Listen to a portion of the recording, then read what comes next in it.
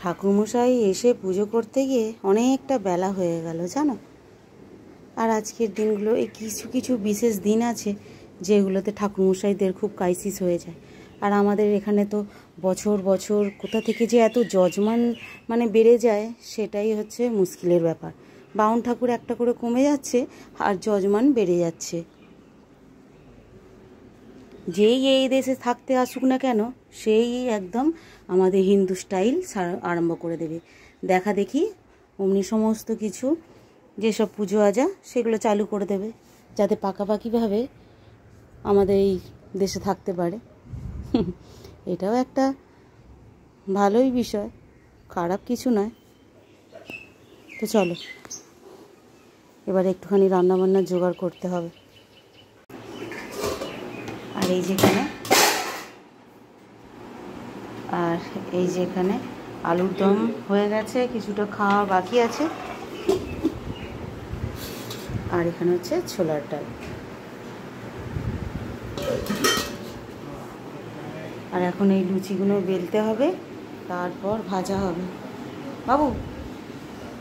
আর এখানে আমি একটুখানি ঠাকুরের প্রসাদ নিয়ে বসেছি। মাকে বললাম আমি লুচিগুলো বেলে দিচ্ছি, তুমি ভেজে নাও।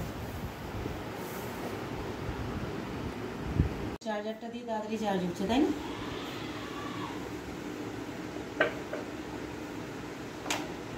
তো আজকে তো ভাত টাত কাউকেই খেতে নেই, তার জন্য সবার লুচি একবার করে মানে সবাই খেয়েছে টিফিন, আবার এখন ভাজা হচ্ছে দুপুরে খাওয়ার জন্য।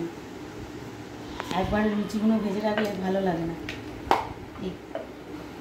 একদম সেই ঠান্ডা হলে লুচি খেতে ইচ্ছে করে না, তার জন্য আবার এখন ভাজা হচ্ছে।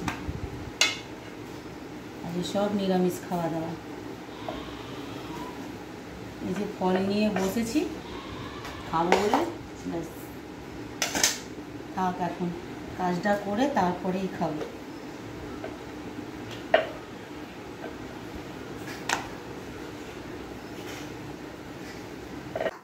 কোনগুলো নিয়ে যাবো?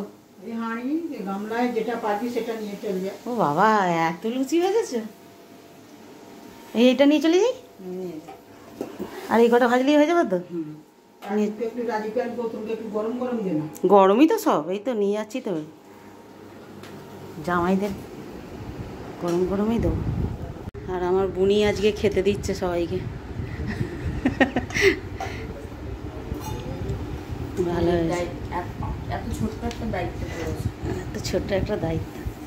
ছোট বোন বলে বেশি খাটাই না, ছোট দায়িত্ব, ছোট ছোট দায়িত্ব।